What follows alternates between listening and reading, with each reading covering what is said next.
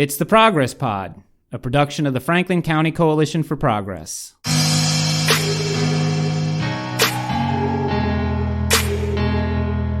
I'm Pete Mazzoni. What is it that makes an area attractive for business and economic growth in the 21st century? On today's show, we'll delve into that question as it relates to us in Franklin County, PA.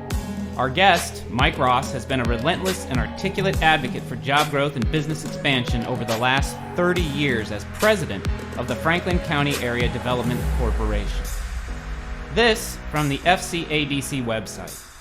The corporation is responsible for initiating, implementing, and promoting a comprehensive economic development strategy. The strategy is centered on the retention and expansion of existing companies, the selective attraction of new industries, and the startup of new businesses.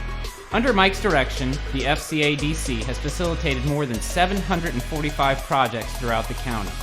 The projects have resulted in more than $1.88 billion of new investments.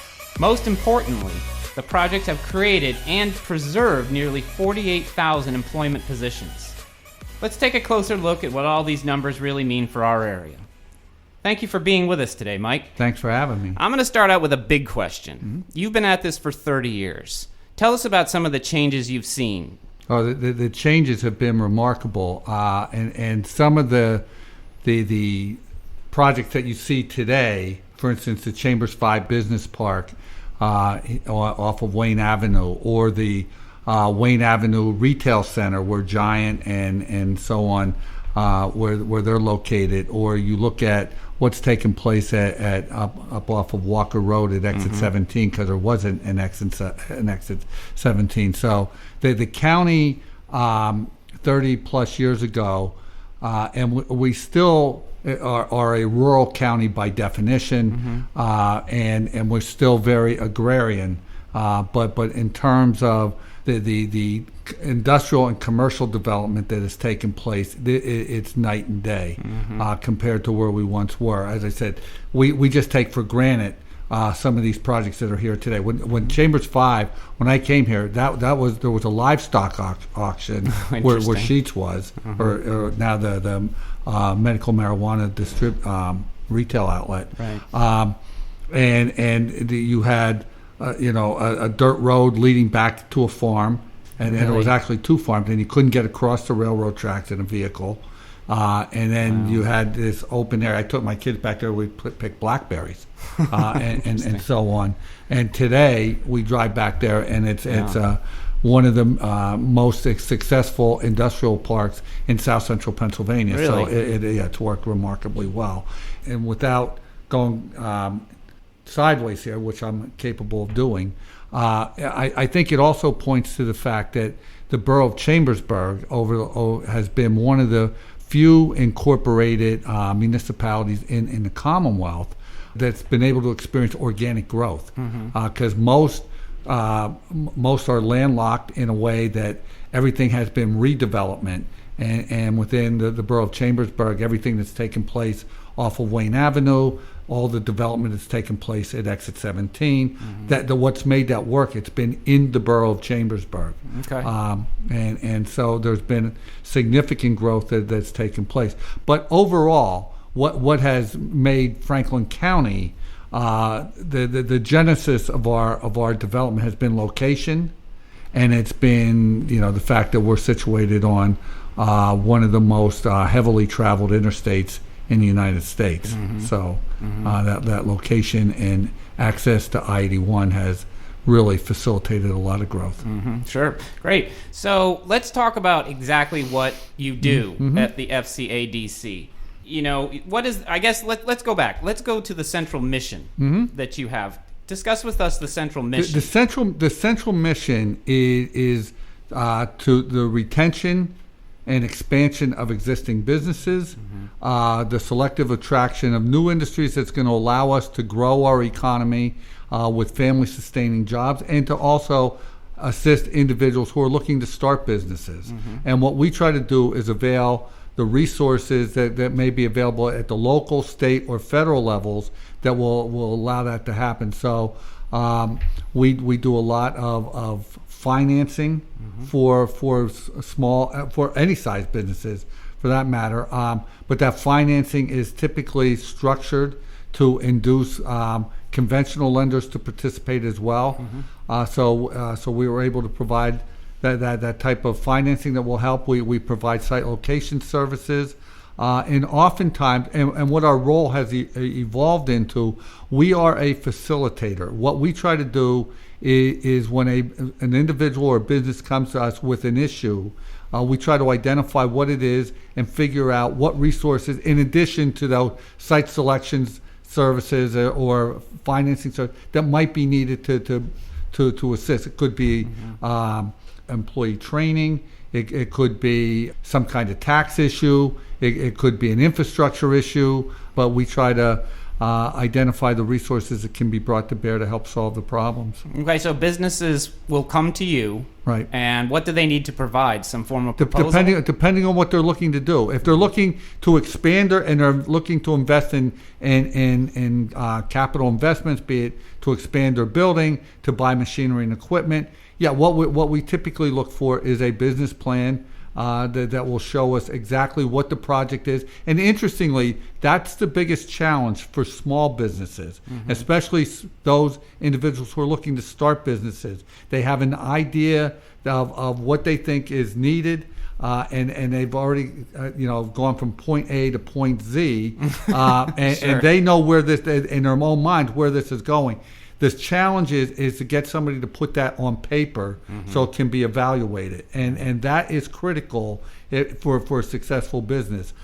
Because what we talk about is once we put the business plan together, it's either going to validate that you have a really good idea and this should be successful, or it's going to say, I thought this was a good idea till I really had the chance to look at it, and now that I'm looking, it may not be as good an idea as I thought it was. It keeps people from getting into trouble. Exactly. That's the whole. And so, but to that point, if it's somebody saying, I don't know how to put together a business plan, so what we'll try to do is a referral to the Small Business Development Center at Shippensburg University, and those folks are funded in a way that they can provide that assistance at no cost, but they can put together that plan that then they can bring back. And it doesn't matter if they're looking to get financing from a conventional lender, from FCADC, or a combination of the two, or they're looking for you to invest in it, because you're going to want to say, if I make this investment or if I lend this money, I need to know that I'm going to get paid back at some point,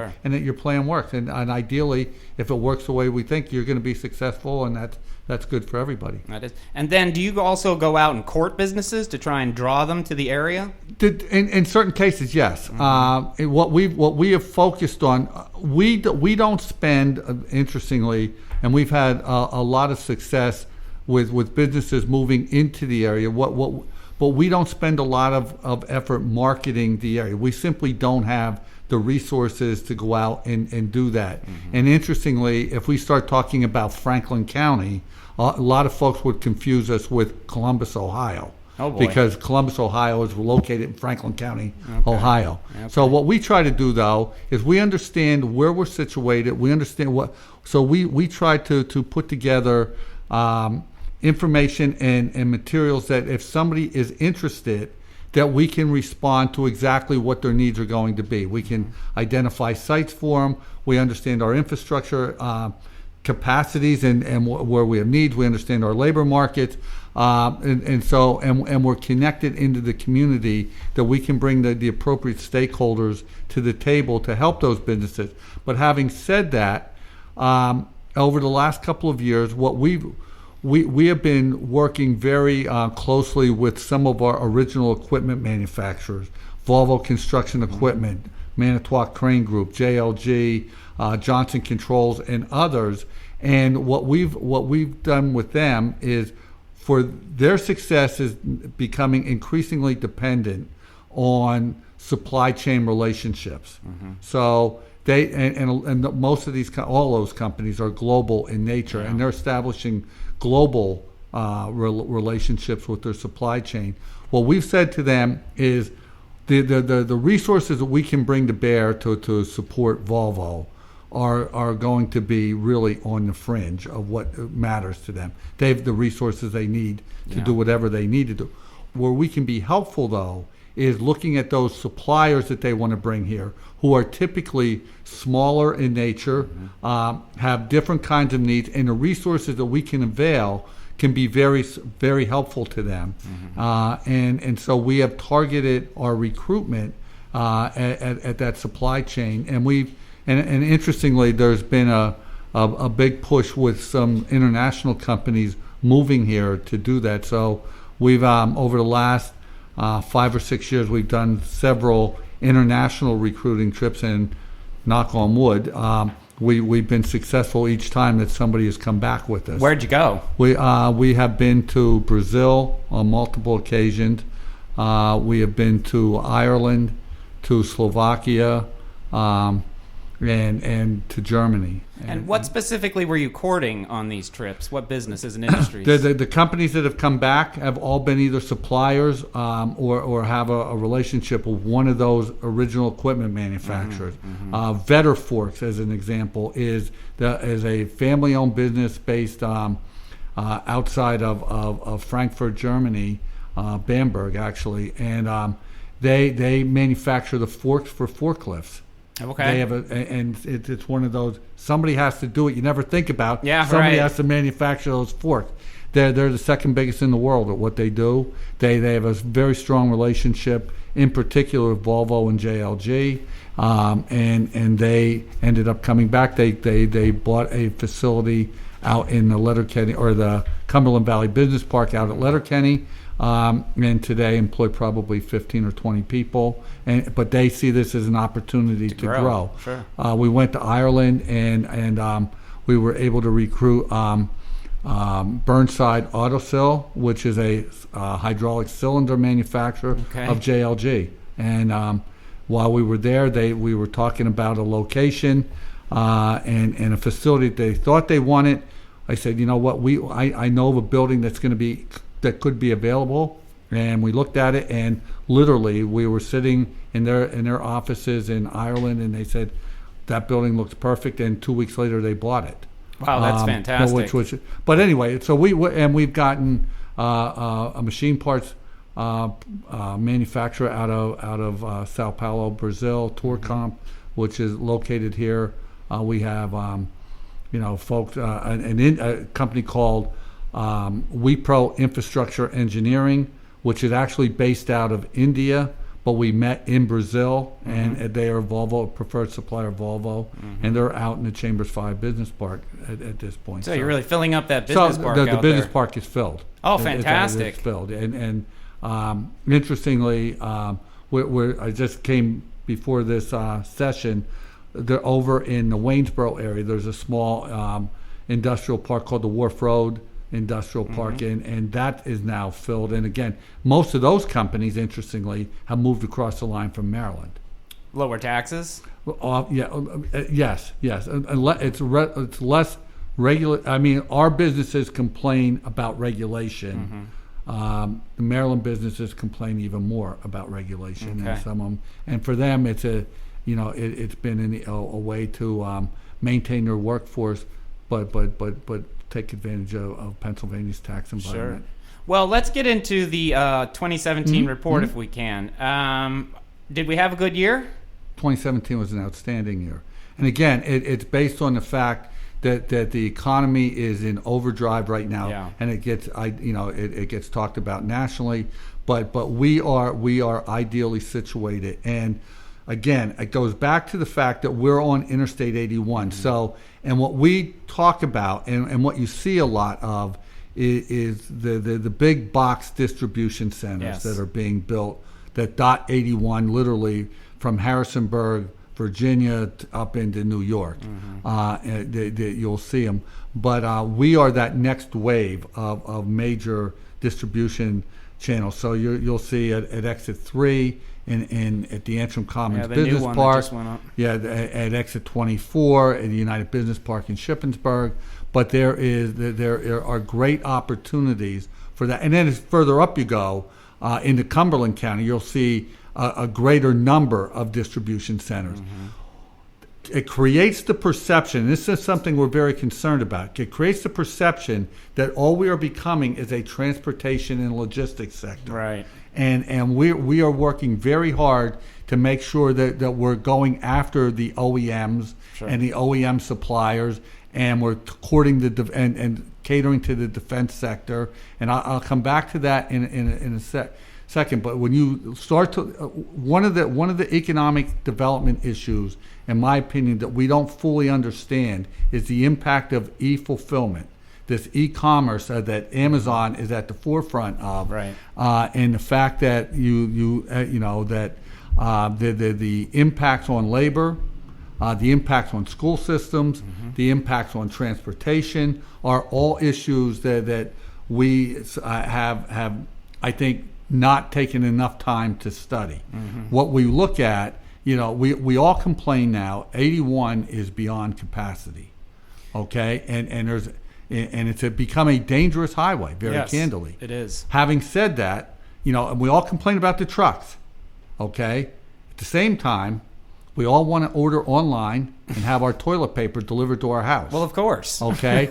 But what that does, it adds to the truck volumes on Interstate 81, both into the warehouses, coming out of the warehouses, and so we're increasing the traffic, not decreasing it. And we'll start to gear up in August as we go into the Christmas season. Right. Okay, from a retailer's perspective, they will all be hiring seasonal employment.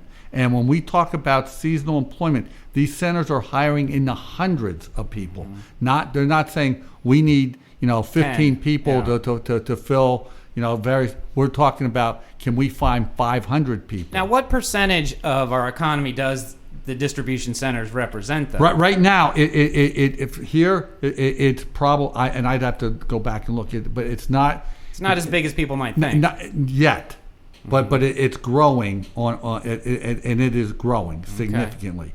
I mean, at Antrim Commons right now, there's 1 million square feet just built that is filled. There's 2 million square feet, two and a half probably, that will get built. Okay, the projections are with e-fulfillment at that location, it'll be 3,000 people there probably within the next 5 years. Okay. Do we have the labor to staff these? Short answer is no. But if you're the Greencastle School District, which has been growing significantly over, and they're candidly saying we don't have any room, and so we love the tax base that will eventually get created, but we have to get from here to there to be able to manage the growth that we're so again when you start looking at the effects of the transportation logistics, it is significant. And again, what we're trying to make sure that everybody understands is that we have these OEMs in the area. We have a major defense sector in the region. I mean, we look at the defense sector in South Central, in a 50-mile radius of Chambersburg. It is significant. Yeah. We're familiar with Letterkenny and the 3,800 people it employs. But you have the War College in Carlisle. You have the distribution center in New Cumberland, the Navy Parts Control Center in Mechanicsburg. You have Fort Indian Town Gap. But then going the other way, you have Fort Detrick, which is the biological control center of the Department of Defense. And then you have some installations down in the Eastern Panhandle of West Virginia. It's a huge industry sector. Yeah. But sometimes we're not cognizant of how important that it really is. So it's trying to make people aware that you're seeing on 81 the visible signs of growth are these big boxes, but to understand that we're working very hard because we never want to be in a position of being dependent on one company or one industry Most sector. Definitely. And if you go to Carlisle right now, again, and Cumberland County is the fastest growing county in the state. But when you look at Carlisle, they don't have the same diversity that we have. They have a lot of distribution, and it is eating up a lot of land. But long term, I'm not sure how right, and that brings up kind of, are these jobs the kind of jobs that we want in the area? Because, as you say, they're seasonal. They're not all seasonal by any means, but there's a seasonal component to it. No, I think what we're trying to do is create the full specter of job opportunities. I mean, it's important to us that we're able to attract companies. And when you go to these manufacturers, again, the common perception is, because it gets identified in the press a lot, well, they need welders or they need machine operators. You're going probably 35% of the folks at Manitowoc don't work on the factory floor. These are college-educated, high-end employment positions. They're engineers, they're accountants, they're technical support teams. They're white-collar jobs. And they need those folks, and we want to make sure that we're in a position to recruit them. And so along those lines, one of the things I'm most excited about and is that Shippensburg University now has evolved into an engineering school as a way to address that. Two things that they're doing. Not only are they addressing the engineering, because at Ship you can now get a bachelor's degree in mechanical engineering, electrical engineering, civil engineering, software engineering, and computer sciences. But you can also get a supply chain management degree. And so when you look at this transportation and logistics sector, that supply chain management, all those graduates are being placed. All right, they can walk up 11 and get a job at Volvo. Exactly. And these are good positions. Yeah, sure. So the idea is we need, but we don't want to get dependent on an industry sector where the wages are kind of capped at low to middle income, low middle income, I should say, and because it puts a lot of pressure on families and students. Go ahead. I'm sorry. Going to jump in here. Yeah. Are the lower end jobs are they everything they were promised to be for people still? You have those more skilled and white collar type jobs with these places, but are the lower end jobs, the box handlers, package handlers, are they still what they were promised to be for these people? Are they able to make a living off these jobs? More and more, Jeremy, they are, and I say that though in terms of wages year over year from 17 into 18, and this is coming from our South Central Workforce Investment Board. Our wages in Franklin County are up about 8%. But what you're seeing, because of the labor shortages, employers are being forced to raise those. So you're starting to see entry-level positions at some of these distribution centers starting at $15 and $16 an hour, which is on an annualized basis $30,000 to $32,000 a year. And they're offering benefits. And they're offering benefit. They have to, or they know that they if they're going to attract and retain, they have to be competitive. I mean, to put this labor situation in perspective, I mean, it affects everybody. My wife and I were coming down 81 a couple weeks ago, and we stopped at a McDonald's outside of Hershey on 81, and this is at 8 o'clock at night. And we went through the drive-thru, and they said the drive-thru was closed. Went inside, the drive-thru was closed because they couldn't find enough people to man it. Interesting. So that labor shortage, and so you'll see the fast food industry right now who are they've had to raise wages to, again, be it Sheetz or Rutter's or the fast food places. Well, that's good to hear, because you do hear stories of people that get stuck with a temp agency for a lot of these entry-level jobs, and they're in that indefinitely, it seems, in a lot of cases, and it's hard to get the benefits. But if what you're saying is becoming more the case, that's great. It is becoming more the case. Again, a lot of companies still, I mean, the staffing agencies are a part of our landscape at this point.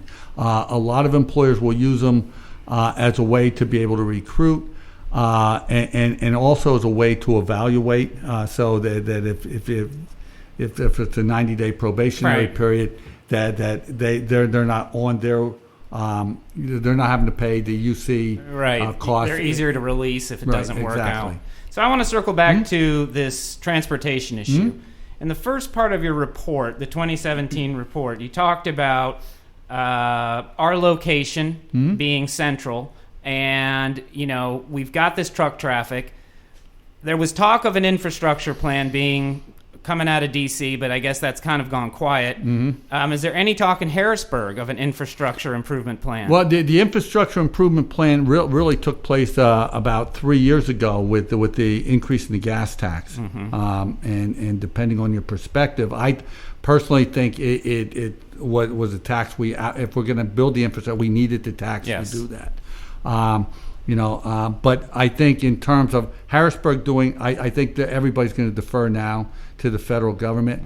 In my opinion, we need an infrastructure bill, and not only in the context of looking at, it becomes obvious here of 81, we need to, the idea is we need to expand it, but I think we need to look comprehensively as a nation at our telecommunications infrastructure, at our electric grid, at our water and sewer infrastructure, and it's just not. It's all antiquated. And the genesis of development is infrastructure. As I tell everybody, you can have the greatest piece of real estate, what you think is the greatest piece of real estate in the world. If there's no capacity or no opportunity to flush a toilet, you're not going to build there. Right. And so I think we need to look at that. And in Franklin County, what's interesting, and this really goes to the labor situation, and we're as tight as we are now. We have the companies who build the equipment that builds the infrastructure. That's what Volvo does. That's what Manitowoc does. That's what JLG does. And they've all been, growing over the last 2 years. Their employment is up, and it continues to be strong as we've been recovering.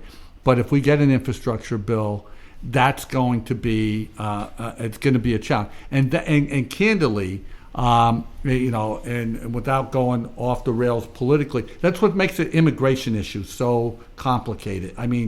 We simply don't have enough workers that we can manage the growth that is projected. It's great to say we want to bring everything back and make it in America, okay? But we need a labor force that allows us to. We're right now running at an unemployment rate of 3.3% in Franklin County, 3.8% nationally, which by all, if you talk to any economist, they will tell you at that point you're essentially at full employment and beyond. So when I get employers saying, man, we simply can't find good employees, my response is, that's because they're all working. Right. Okay. So now we're trying to really, the challenge is how do we address and train those who don't necessarily have the skill sets to walk into the workforce, and that's for a lot of reasons. It could be transportation related in terms of, you're in an area you don't have. You could be generational welfare, where you say, this work concept is new.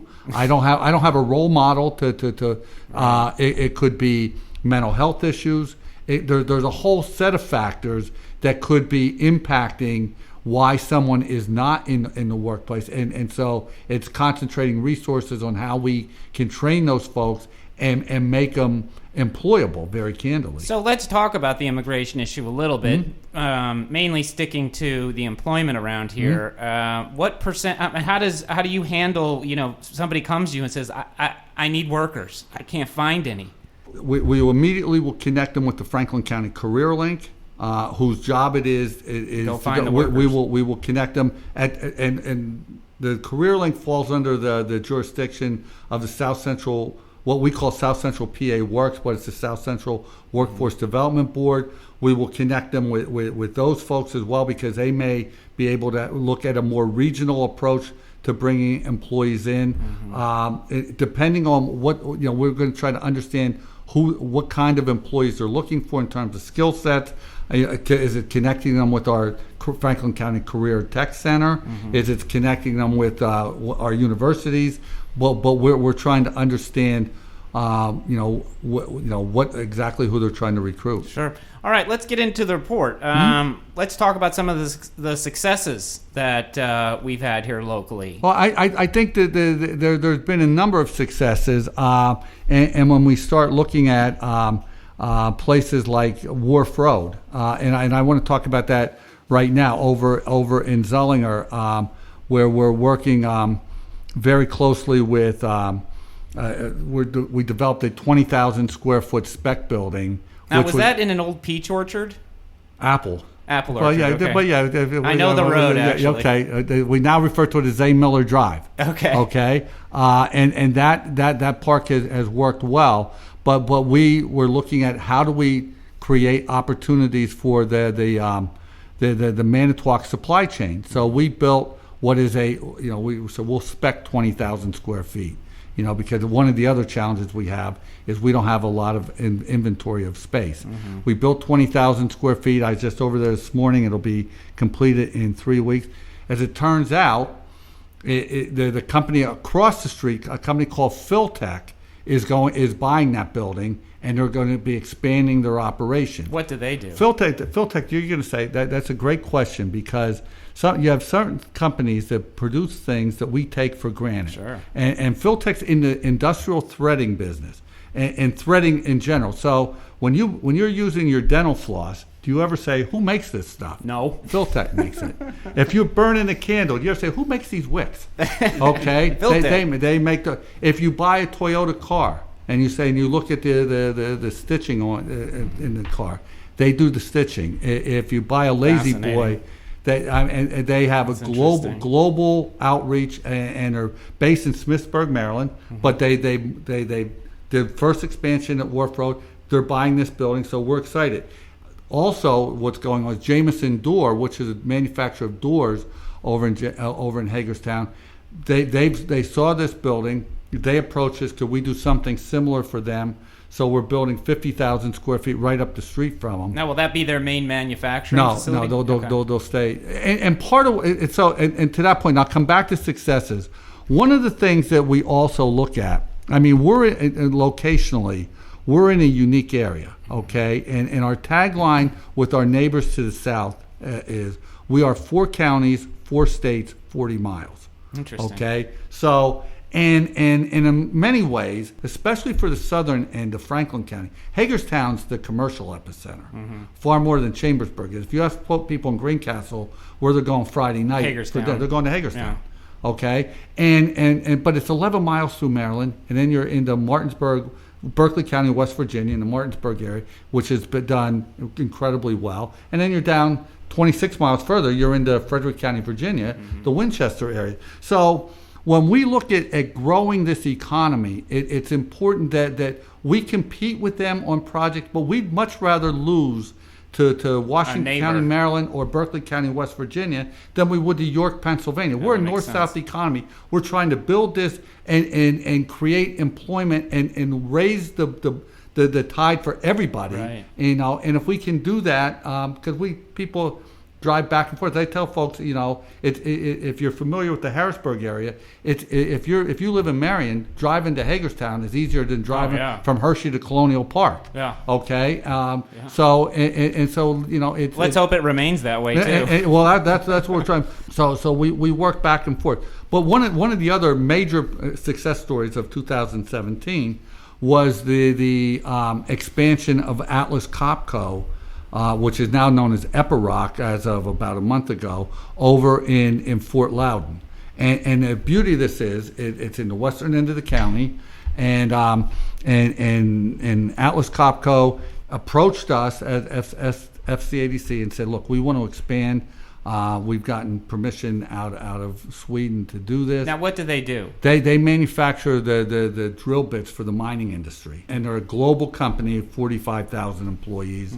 And of all places, what they did is we built 60,000 square feet of space for them, and it's right if you drive out Route 30 as you go through the light. At Fort Loudon, and the Milky Way will be off to your right. You'll see this big building on your left. That's their campus now, and it's the beauty of this is they consolidated operations out of Utah, New Mexico, and the Dallas Metroplex area, and moved it to Fort Loudon. Wow! And they now and they've increased their employment by about 100 people. Now, what kind of jobs are they? What kind of jobs are they offering? Production jobs, management jobs.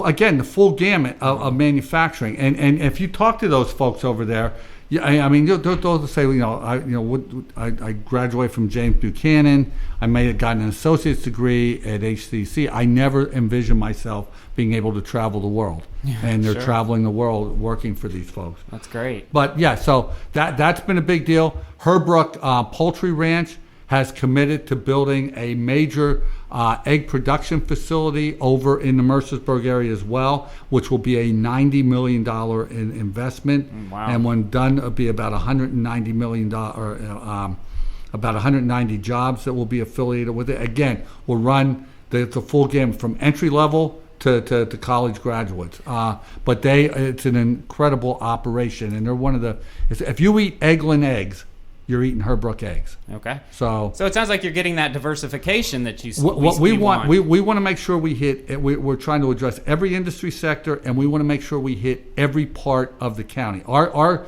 committed goal every year, and the district we have the hardest is Fayette Middle, but we want to try to do at least one economic development project in every school district, because we want to make sure that the businesses understand we want to support everybody. At Greencastle, Chambersburg, Shippensburg, they're on 81. The growth in Waynesboro is big enough and it's industrial enough that the churn. But when you start going over into the Mercersburg area or up into Willow Hill and those areas, it becomes more challenging. Yeah, and it's more rural. But there's still viable businesses, and we want to make sure that if there's somebody looking to do something and we can be supportive, we want to do that. So you've got all these businesses, and then comes the question of workforce retention. Tell us how you're approaching that, because my understanding, I've lived here roughly 20-odd years, there tends to be an exodus of young people. They graduate high school and they want to go somewhere else. How can you kind of counter that, and what are you doing to? Well, I think again it's there are a couple things going on, and I think in terms of attracting diverse number of businesses, I think that the regional economy is helping to grow. Our proximity to Washington and some other metro areas is helpful. So I think that and again the making the connection, part of the challenge we've had with our business community has been if they're looking for entry-level production positions, they believe that workforce is here. If they're looking for upper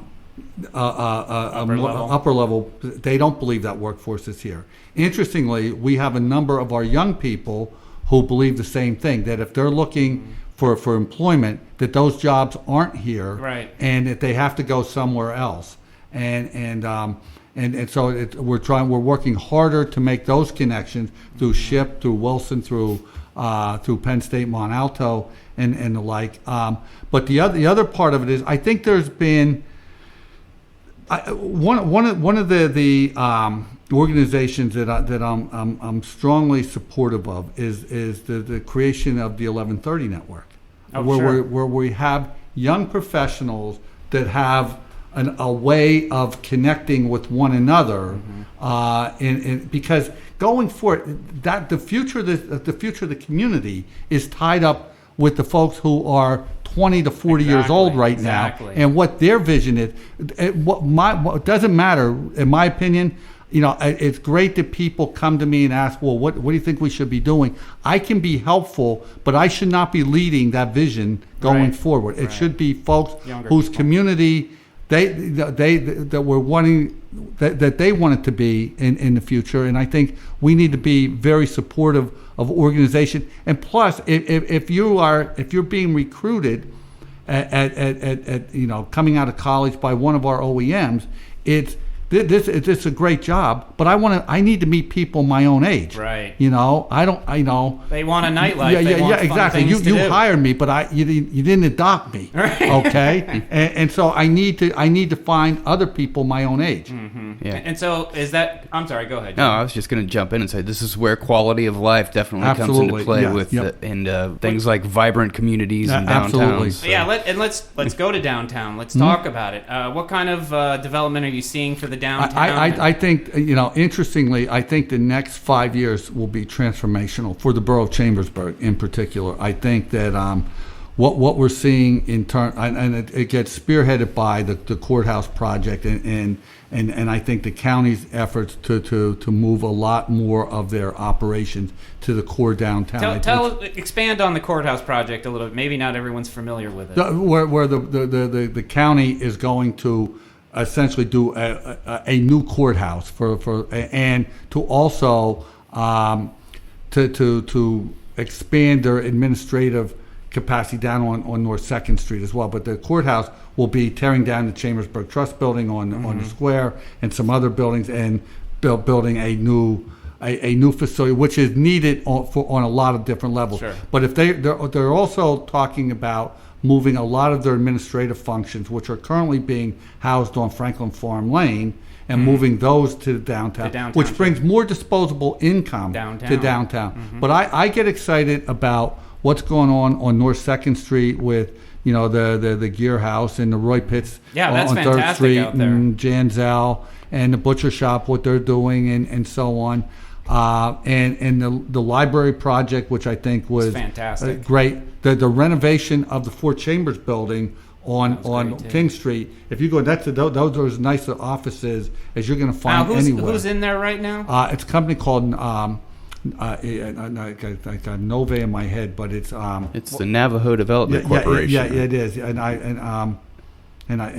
their name is escaping me. That's all right. What do they do? Do you know? They're a defense contractor, essentially. Okay. Yeah, that's a fantastic building. It's great, and right on the stream. Mm-hmm. It is beautiful. But then the further downtown you come, I mean, the borough's doing the addition. Central Junior High is being redeveloped, and there's going to be a new Valley Community Housing Corporation is going to be building a new housing project down on the Stevens Chambersburg School District property down on South Main Street. Okay. I was going to ask, where are we with the Central High School project? It is moving, Johnny. It's slower than we thought, but the apartment are expected to be ready. The bids are out, and hopefully a contractor will be selected within the next 45 days.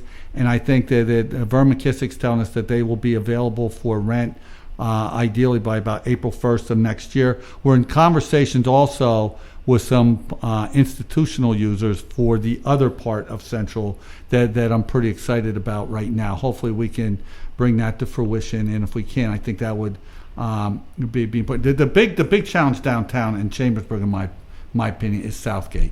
Yeah. And that's an ownership struggle. Yeah.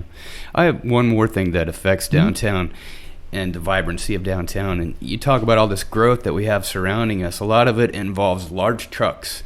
And there are two ways through Chambersburg. There's 30 and there's 11. And we get so many trucks from these businesses coming right through our downtown. And it kind of affects your ability to, have a good time sometimes downtown, hold a conversation in front of a store or a restaurant. Is there anything moving at all with a rerouting of trucks around Chambersburg? Is there? I know it's been discussed for years. At this point, no. And what complicates that matter, and again, it goes back to one of the reasons why we need 81 to be wide, although I'm not sure it solves the problem in and of itself. But when there's an accident on 81, all of a sudden those trucks are being rerouted. So much worse. And they're coming through, every town, and Chambersburg in particular. And it's a combination of things. You got these trucks coming through town that tie up traffic. You're not exactly sure what they're bringing through town, and and that's a problem. Yeah, and it's just. But you bring up a good point of what can we do to. And right now, I'm not sure that there's a. There's not an easy solution. It just seems at some point it's going to come to a head. No. Yeah. So go ahead. I'm sorry. Looking ahead to the future, what's in store for us? I think that we're in it within Pennsylvania, because Pennsylvania overall is a fairly stagnant state, and I would argue from a policy standpoint, and I'm at the point now where I should be advocating just the opposite. because I'm at the senior level or very close to it right now. Okay, but in Pennsylvania we do a great job of creating incentives for seniors to move here, but we don't do anything for young people to stay here. Right. And we need to look at how we address balance that out. We absolutely have to balance it. But within Pennsylvania, so you're asking the growth that's occurring in Pennsylvania, in my opinion, is if you get the perimeters are 81, Interstate 81 and 78. So if you get on Interstate 81 at State Line in Franklin County, drive to mile marker 89 in Lebanon County, Interstate 78 will split off and go down through the Lehigh Valley, Allentown. About the 15 counties that touch 81 or 78 fall into that southeast quadrant. They're all doing well, but the outside of that, we are not doing nearly as well as a state as we should be. So, having said that, we are located in that quadrant, and we also have this 4-state growth that's taking place. Our challenge right now isn't whether we can create economic development. Our challenge is whether we can manage it and create the kinds of jobs that we want, raise the quality of life to where it's very attractive, that people want to move here. So are you involved in that? Because that involves things, like Jeremy's bringing up, kind of quality of life. Parks, museums, absolutely. restaurants, bars. We absolutely. Yeah, one of the frustrations that I have is for Pennsylvania, we need to overhaul the Pennsylvania liquor control system. Yes. To allow for, because everybody says why can't Chambersburg be like Frederick?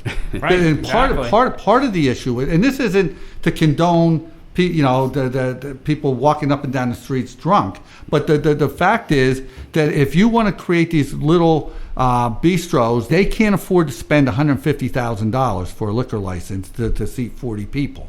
How does that carry on? Is someone's interest being served by, Well, part of the issue would be that how do we, if you paid $150,000 for your license, yeah, right. How do we?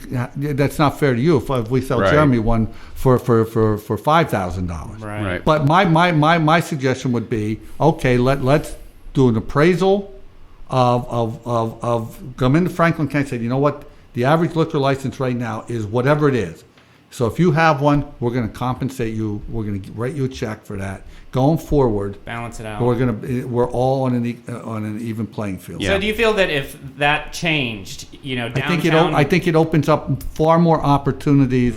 I think you get because I see restaurants and those bistros as part of the arts environment, right, and so on. And I think it opens up far more opportunities. Yeah, you go to downtown Frederick, and you don't see drunken people stumbling all over the place. It's not that kind of situation. You don't. So. And I think that the folks that are moving in here, I mean, one of the interesting industry sectors that we rarely talk about, but is the one that is the dominant industry sector, and that is the healthcare. And that's a big one in this county. And as we attract more healthcare, that's disposable income moving into our area. But folks are looking for how to. I mean, when you go on vacation and you go to some of these towns, and you say, man, that's a nice park system and it's a nice walking trails, and they had these. They took advantage of the water. Right. If they have it, we're not. We have the capabilities of doing the same thing, but it's got to be feasible cost-wise to be able to do it. And if we're going to restrict folks from being able to, that creates a problem. And I'll add one more issue that comes into play here is that the local communities can't tax alcohol in any way, so they're not going to be able to build parks based on taxes from liquor sales. It all goes to the state. So. No, I think there needs to be a significant overhaul, and it would affect, in my opinion, communities. Not only here in Franklin County, but across everywhere, all 66 counties, because Philadelphia seems to be okay. Yeah, Philadelphia's doing okay. Yeah. They have exceptions there, don't they? Yes, they do. But go ahead. I That's kind of all the questions I have. If there's something else you want to no, it's get out typically, there. if you ask me what my favorite color is, you get like 2 hours on blue. Okay. I just think we're in a position where we need to manage growth. I think that and we need to be committed to economic diversity, and the other area that I think that we have changing demographics here that are very significant, and I think that we need to really be looking at especially at the institutional level, but at every level, of greater inclusion to as we grow the community, and it's been interesting the dynamics, and Chambersburg's going to be the most impacted of all our communities as a county seat. That's where that's going to take place, and I think that in most. But I think that we need to do a better job of when folks move into the community, be able to welcome them and direct them to resources that can assist them. There is actually one other issue I wanted to address: TransSource. Where is FCADC on the TransSource issue? We are absolutely opposed to TransSource. I think it's a project that has never been able to demonstrate its benefits to Franklin County. As far as I understand, there aren't any. There aren't any. There are negative effects, if anything. Yeah, exactly. And I think that to build this power line through Franklin County to impact our community, you talk about building quality of life, and then you say this is destroying quality of life. We have a 130-foot tower in the Lowe's parking lot, really? Or we have a 130-foot tower on our cross-country course. It's going across Falling Spring. Exactly. Which is a nationally renowned trout fishing. Exactly. So we've been opposed to it from the beginning. We think it negatively impacts our tourism and travel industry. We think it negatively impacts our agricultural sector, and there's no benefit. And when I look at and it's interesting because I get to see these economic forecasts in a lot of projects, and depending on who provides them, and you look at the economic forecasts that were developed here are so misleading, and that may be an understatement. But the fact is, and my question has been, so you've given these forecasts that say, trying to make your case, TransSource. Right. Okay. So now you build these towers, and a year from now, we find out these economic forecasts were wrong. Are you going to come back and take these towers out? And say, sure. Yeah, definitely. We got it wrong? Yeah. No, we're stuck with them forever. And the best testimony that I heard at New Franklin about a month ago was from what I believe to be it may be still a practicing attorney. She's a lady from West Virginia whose grandchildren live in Franklin County, so she comes up here regularly, and she's represented folks down in West Virginia in particular on similar kinds of issues, and so she took TransSource's and PJM's numbers and did this analysis. You say that I'm just using your numbers, the number of customers and what current rates, and based on what she analyzed, and this is for the people in the Beltway because there's no benefit to us. No, it's all going south. Okay, 13 cents a month. Well, that's the thing. It's 13 cents a month. They're just trying to. It's an efficiency project. That's all it turns out to be. And that's the tiny margin they're trying to make a nickel off of. And they've never been able to provide numbers. And what so you ask about FCADC. What was interesting when the TransSource team came to see us. I mean, as I said, we were opposed from the beginning, and they were taken aback. They actually literally said, well, we thought you guys wouldn't be for it because this is economic development. I said, this is not economic. They're selling it with jobs as jobs. Those jobs are temporary jobs of folks. Right. And no matter when they build the courthouse, there will be construction jobs. Okay, when the courthouse is finished, those jobs. What are they going to start? What are they going to build a second courthouse? Right.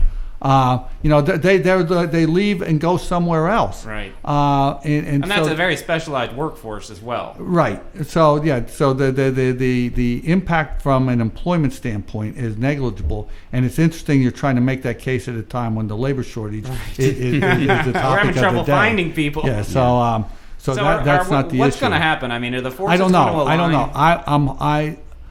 I I hope I'm not naive about this. I believe that from the standpoint that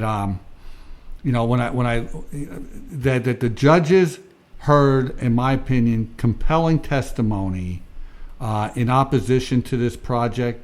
The only folks that testified for it were the construction workers. Right. Okay. Mm-hmm. And to me, they're not even a valid stakeholder in Franklin County. So I'm hopeful that that they heard that, they are hearing it, and they will do the right thing. Do the right thing. There are a lot of folks that believe that it's a done deal and TransSource wins. Let's hope not. If you want to learn more, you can go to stoptransource.org.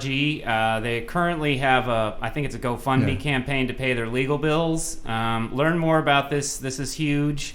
Yeah, this is a terrible project. This is a terrible project. I've had people in tears talking about we're getting ready to build a house.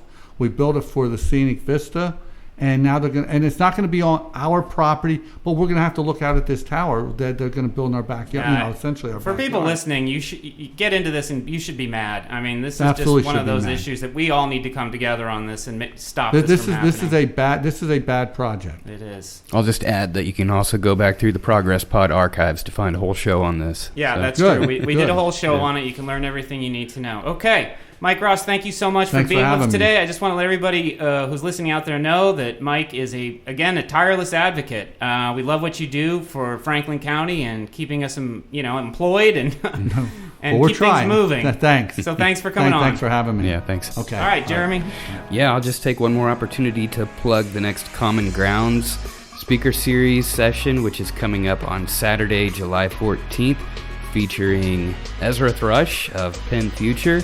He'll be speaking on environmental stewardship, and that's July 14th from 10 a.m. until noon at the Coyle Free Library in downtown Chambersburg.